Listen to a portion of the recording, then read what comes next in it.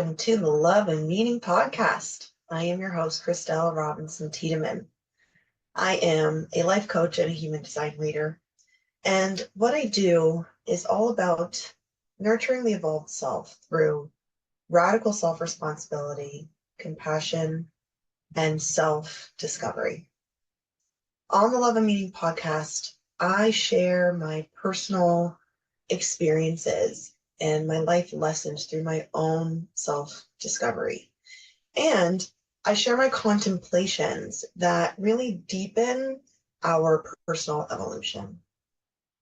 You can find the podcast on Apple Podcasts, on Spotify, and on my YouTube channel, which you can search by my name, Christelle Robinson Tiedemann, or by my handle at Coaching with Cree. That's my nickname. Those who love me dearly call me Cree. And you can also find me on Instagram at Coaching with Cree. Come and hang out and let's share and grow in our development, our self-discovery, and showing up in this world intentionally on purpose as our most highest potential selves. So if you're listening to this or watching this podcast, you are interested in showing up in your highest power. You are interested in being a conscious human being, being somebody who strives to lead their life in a very intentional way. We simply want to be our best, to contribute at the highest potential that we can here on the planet, to feel happiness, and to be a beacon of light to the people around us in whichever way you are meant to be.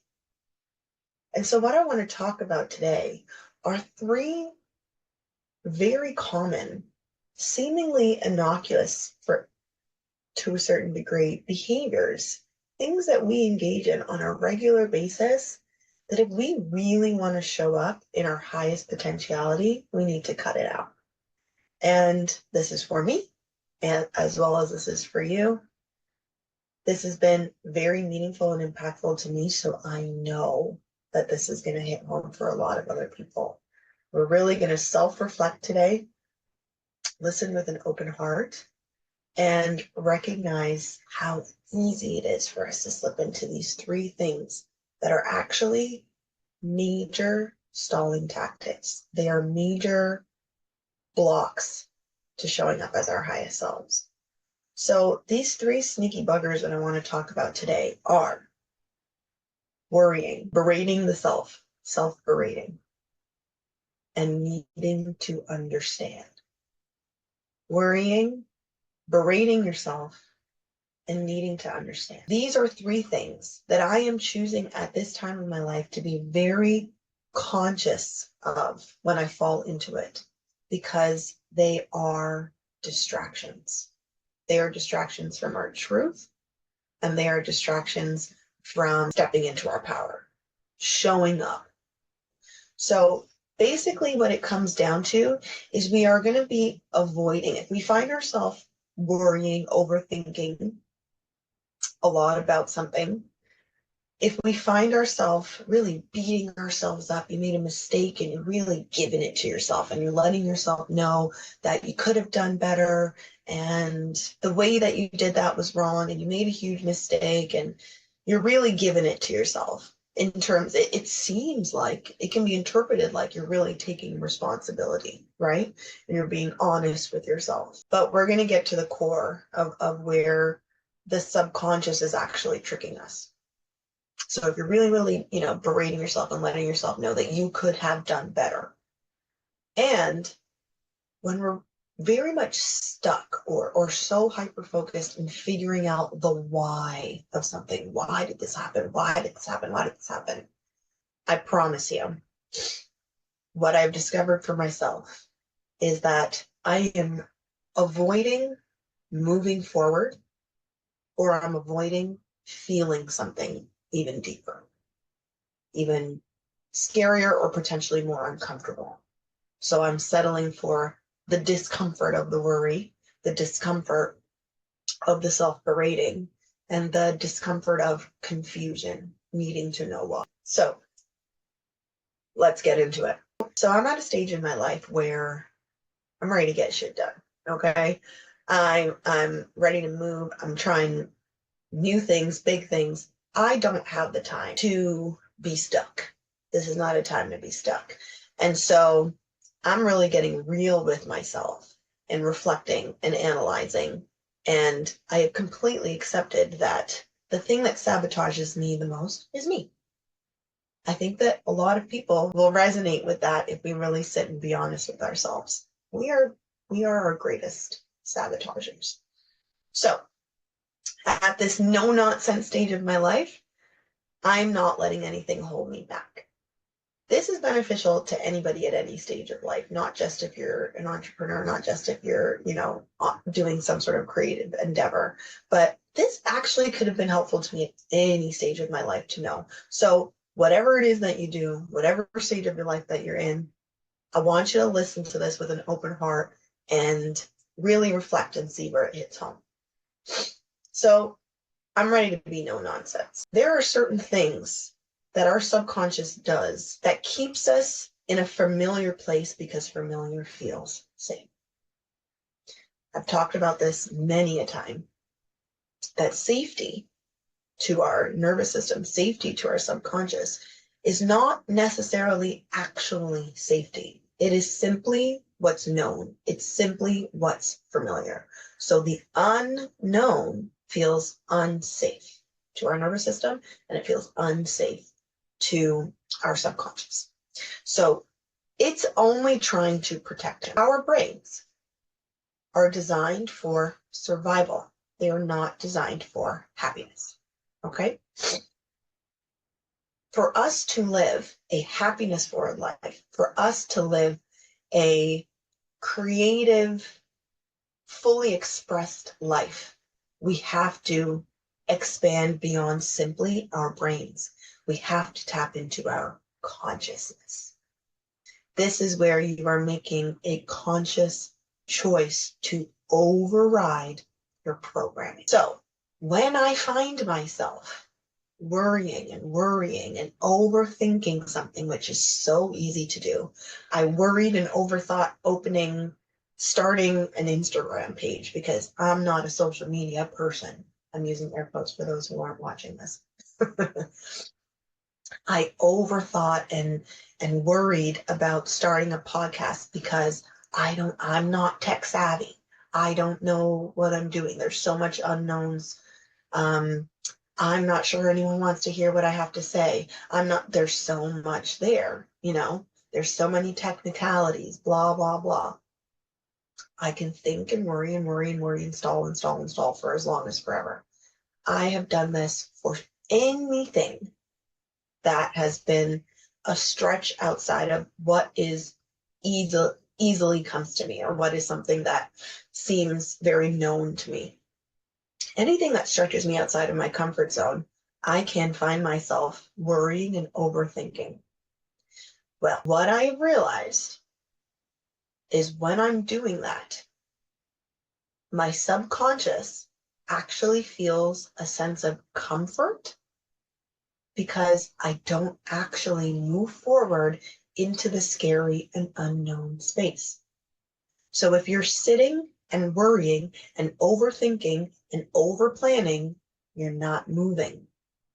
In the not moving, you're not actually entering the danger zone according to your nervous system. So can you see how it serves you, your survival brain, your nervous system that doesn't want to feel discomfort? It serves you to stay exactly where you are and continue to worry and continue to overthink and continue to overplan. So I have found now that worrying, I just simply call myself out and say, oh, you're stalling.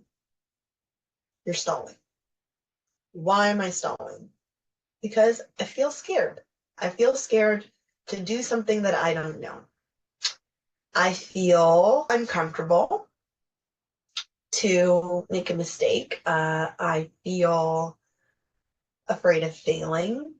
I just identify all the things why I would want to stall. Why would I want to be stalling?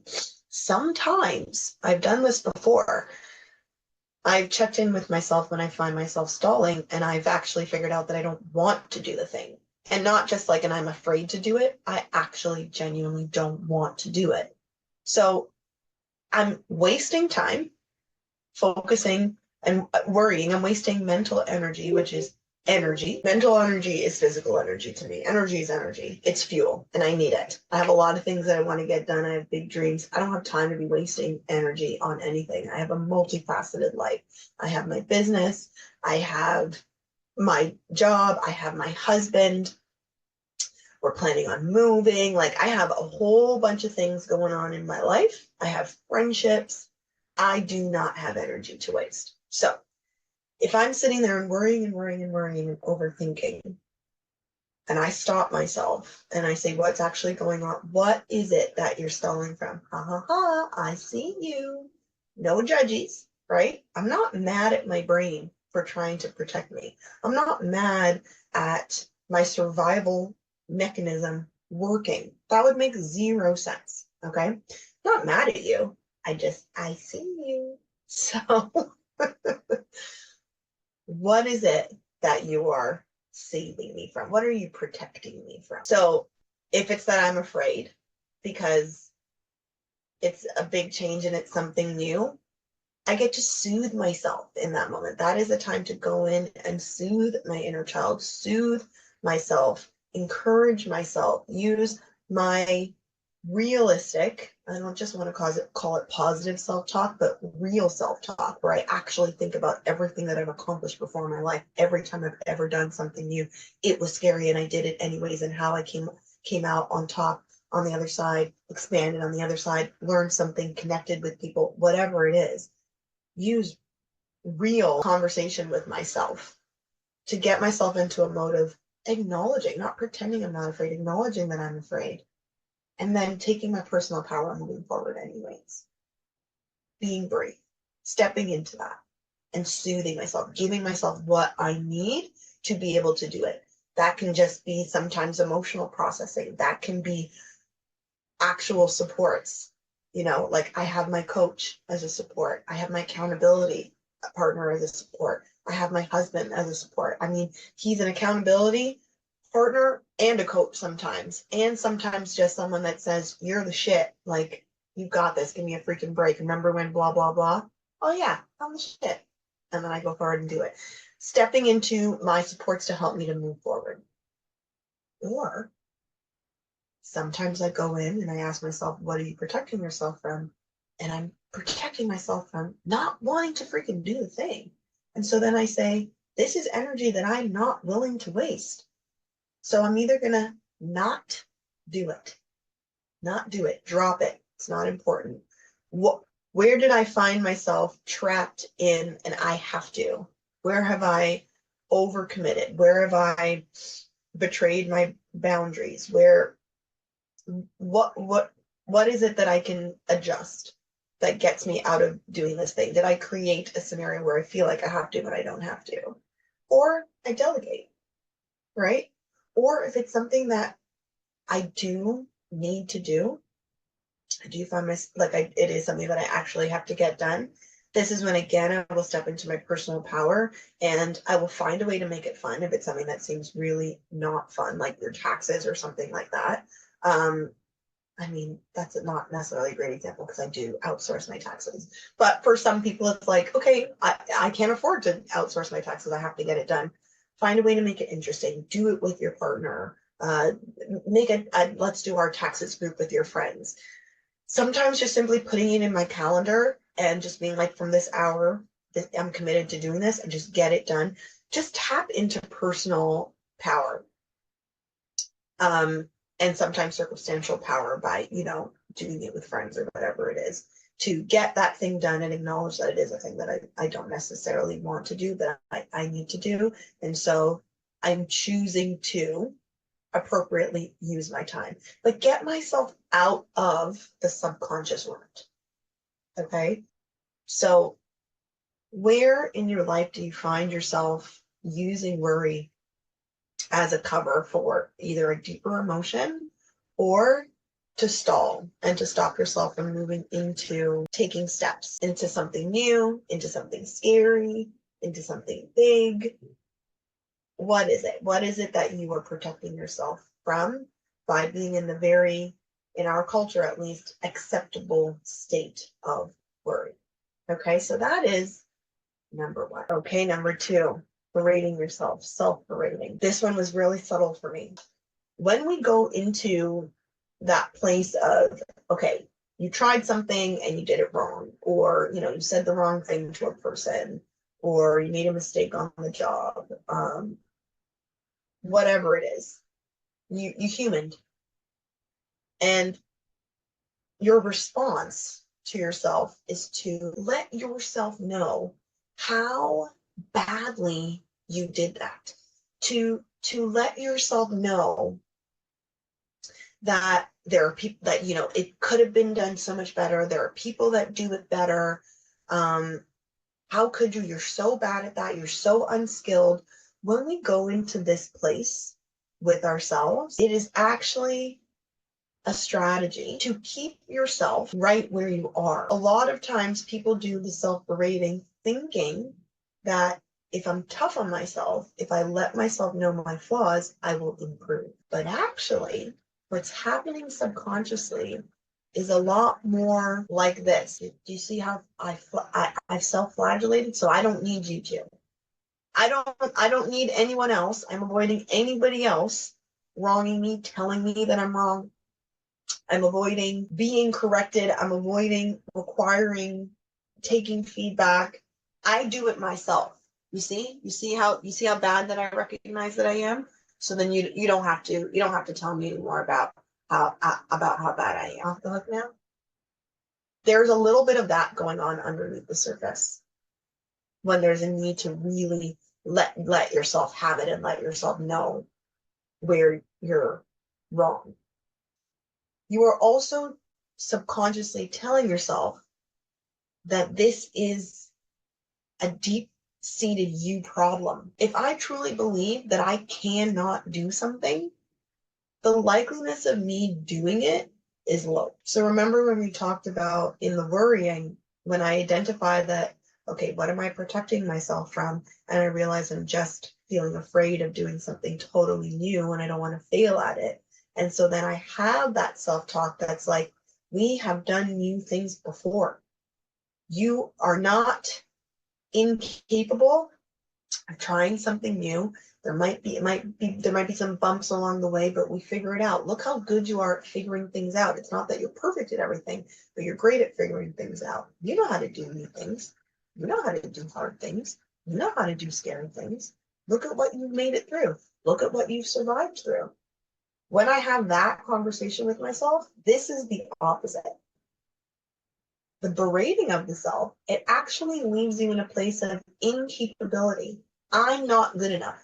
I'm not good enough to do this. I don't have what it takes to do this. You may be receiving sympathy from other people. You may be receiving the pat on the back of like, you're so humble. Wow, look at how self-reflective this person is. Look at how I can only think of the word humble, but that kind of energy, right? Like where people will look at you and be like, wow, you're really good at looking at yourself and calling yourself out. Like you receive a lot of that, but it sure as heck doesn't put you in a place where you're like, okay, you know what? You're right. The way that I spoke to you is not appropriate. I'm going to learn a different way of doing that. I actually might not know how right now. I realize that it really is my go-to thing to do. And in order to change it, I'm going to have to sit with myself and deal with some deeper emotions that I don't really feel excited to do, to feel and to deal with.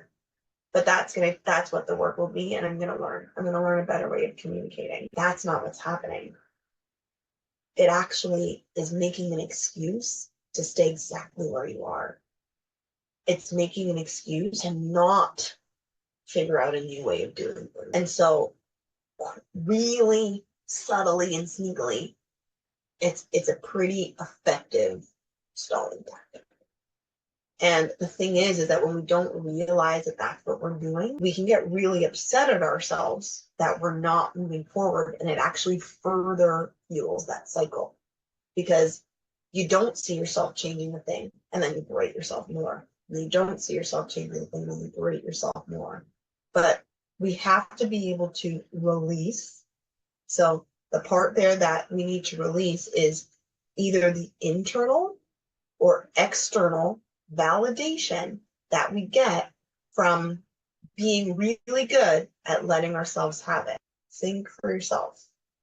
Where do you do that? Where do you do that? A lot of times there's emotional inner work that needs to be done. And it's so much easier to just say, I'm not good at this, than to say, I really need to talk to someone. I need to talk to a therapist. I need to deal with this. Like, there might be, some trauma in there, some big T or little t trauma in there.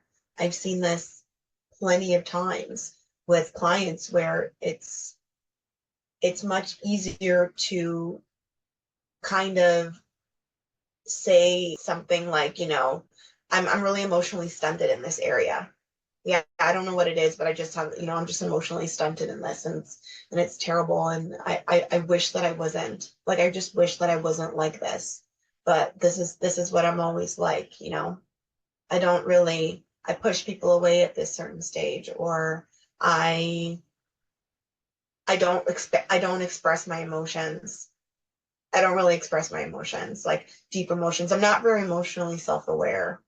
I know I should be more emotionally self-aware, but I'm just not emotionally self-aware. The fact that you're saying you're not emotionally self-aware is self-awareness. And it's just easier to say, I'm not emotionally self-aware, than to start doing the inner work and start processing emotions. That feels icky, scary, awful. I would rather just not be emotionally self-aware, or I'd rather just push people away than actually go in and do the work and deal with what it feels like when people are close. I have avoidant attachment traits. I'm definitely on the avoidant side. It takes work. I desired a relationship, and therefore it is on me to start working on those emotions, and I did. And it's something that I'm constantly working on. But I can just easily say, yeah, I'm just like this. So that is self-berating. Wide scale, wide spectrum. Where do you fall into that? Where do you find yourself doing that? You really need to self-reflect, but I guarantee there's a place where you can find yourself using the tactic of being the one to let yourself have it, to actually stop yourself from choosing a different way or moving forward into what it is that you want. Okay, and the third, needing to know. Ooh, guilty. Used to be. I'm not so much caught up in that.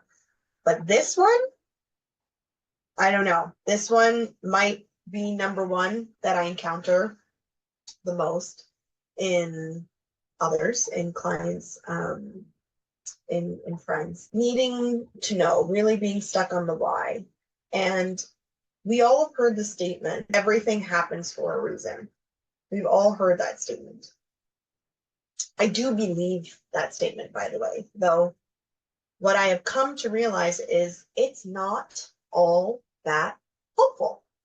It's not all that helpful. It can be, but it's not inherently very helpful. One of my favorite lessons that I've learned from the amazing Melanie M. there is a redo, a remix on everything happens for a reason. And at the basis of this is a premise. And that premise is, and one that I have adopted and one that I believe long before this, I adopted this at the beginning of my personal journey into inner work. And I truly do believe this, is that source energy, the universe, loves me and supports me. The universe is here to support me. And there is a deeper understanding of life that is outside of my human intellect, that is outside of my human knowing. There is a drive and a destiny and there's a purpose that my soul has incarnated into this physical being for that is beyond my human knowing. I believe this. And so everything in my life that I encounter is part of my soul's desired journey here, even though from a human perspective, uncomfortable things, unfortunate things, things that I've had that happen in my life that happened to me that were not great, were not fun, that were deeply painful. I don't want that. I didn't want them. I didn't like that. But I do understand that my soul chose to experience these things for a deeper reasoning. And on a human level, in hindsight, I always can see what that reason is. I can always understand what that reasoning is in hindsight when I've done my reflection. And so everything that has happened to me that is negative, that is painful in my life, actually holds deep value to me. I am not necessarily happy that it happened, but it holds value. For example, being ADHD, having ADHD and struggling with that as a child and developing all these kind of limiting beliefs and what all the stuff that came with it as a kid. Am I happy for that? No. Did it feel great? No. In hindsight, the value of my ADHD, the value of all of those experiences that I've been through, I would not be able to lead, share, and guide other people through my personal experience the way that I am now today. I hold so much value for that. It has given me so much strength to be able to support other people because of what I've been through. It has given me so much compassion. It has given me so much understanding. I think part of the reason that my entire adult life, my contributions to the planet, my contributions to society have been in the form of helping people with special needs in one way or another because of my own personal experience, whether that has been children with neurological disorders, with behavioral disorders, into elderly with dementia, into where I've spent almost the past decade of my career in mental illness, working with individuals with severe mental illness. My love and compassion for that came from my own personal experience. There is deep value there. If you had asked me that at age 8 or age 10 or age 13, where I was struggling, where I felt stupid, where I was constantly in trouble, where it felt so unfreaking fair, there's no way I would be able to give you that value. I'd be able to express that. But so often we find ourselves trying to figure out why. Why did this happen to me? Why is this going on? Why did I have to get the short end of the stick? Why? Whatever. Why? We spend so much time trying to figure out why things happen in our life, when the answer of why isn't necessarily meant to be available to you at this time. Therefore, it is a major distraction. It is a major block and stalling tactic, not conscious, I understand that, from showing up in your life the way that you want to show up. So the most effective way of actually approaching that question of why is, I don't know why, but, and this is where Melanie and Lair's lesson comes into place, I don't know why, but if everything is happening for me, if I choose to believe, and I know in my heart it's true, that everything is happening for me in some way, whether I know it or not. So if everything is happening for me, what now? So instead of why is this happening? Everything happens for a reason. So why is this happening? If everything is happening for me, and I know that I can't necessarily understand it right now, but I do believe that, then what now? How can I show up right now for that future version of myself that is going to look back in hindsight and say, ha ha, how do I show up for that version of me now? And what that would be is overcoming the challenge that is set before me, learning a new way of being, whether I understand why I'm like this or not, emotionally diving into healing, wounding, inner wounding, old traumas, showing up for myself now, whether I understand why or not, is very doable. We don't actually need to know why. The why will be revealed to us in time. So I might say, I don't know why it feels so scary for me to try something new, but it just does. And I'm sure it will become clear to me over time, but I want to try something new. So how can I do that? I can be doing the work of learning where my traumas came from, learning where my limiting beliefs came from, learning where some of my behavioral patterns have developed, where they've come from. I can be doing that at the same time as finding new ways of showing up. There's nothing wrong with processing and learning our whys and understanding where our stuff comes from, as long as we are also moving forward. Sometimes we can be so stuck in understanding why are my dating patterns like this? Why do I keep choosing the same men, the same terrible partner? Good information to know. I'm not saying it's not good to know, but we can get so caught up in trying to understand why that we never actually move into the place of, I don't want to date these kind of men anymore.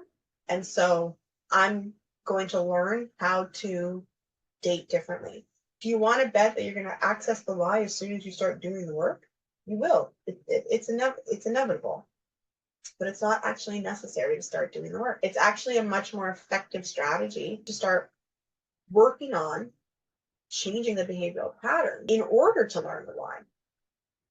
It will come through as soon as you're encountering a new way of being. It's going to show up to you why. You're going to have those things show up and you're like, oh, I am absolutely terrified right now of relating to a person in a genuine and vulnerable way. And then where that came from will start to reveal itself. But moving forward with it is far more effective in showing up in your life in a different way. And so remember this statement. Like, I think everybody, this should be plastered everywhere. Anyone who's into personal development, anyone who's into inner work, need to hear this brilliant statement, and I'm not taking credit for it. This is the work of 𝑤𝑜𝑢𝑙𝑑 and 𝑙𝑜𝑣𝑒. If this is happening for me, now what? Rather than everything happens for a reason, so I wonder what the reason is. And this can be for everything, anything, huge things, small things. It works for everything. Every difficult thing that has shown up in my life, if I can reframe it now through, if this is happening for me, now what? It becomes so clear, but I'm looking in hindsight. And so I'm trusting. So to make this easier for yourself, use it and reframe back to something that has happened to you that you're already in hindsight of, and you already see the why of. See how that could have worked for you then. And so in trust, I have adopted it now. And I don't need to figure out the why. Whatever is coming my way at this moment, I understand that it's happening for me in some way, whether I can see it clearly or not. And so how do I want to show up for myself? Now what? Now what? And that has given me so much. So I know that these are deep concepts. I know that this can feel a little bit heavy, but it is meant to be truly empowering. Take anything from what I've shared that resonates with you and leave the rest. If something doesn't resonate with you, That's absolutely fine. You get to be in charge of your own experience. But I do invite you to really reflect deeply in a non-judgmental, we're not berating, we're not worrying, and we're not trying to figure out why. Even in listening to this, I want you to avoid doing that now. So don't do it now, even in your reflection of these three sneaky buggers. Don't reflect through worrying, don't reflect through self-berating, and don't reflect through, I need to know why. Just observe and see what comes through for you. I would love to hear your shares. I would love for you to write in the comments and, let me know. Let me know how this is at home for you. Let me know if this has been impactful. Let me know if this resonates in any way. And come and hang out with me on Friday. Every Friday, 6 p.m. EST, we have Friday Night Live Dive on my YouTube page at Coaching with Free. Come and hang out with me and let's talk about it. Let's deepen it. Let's bring it to life. Let's make it real. I love you, and I'll see you in the next one.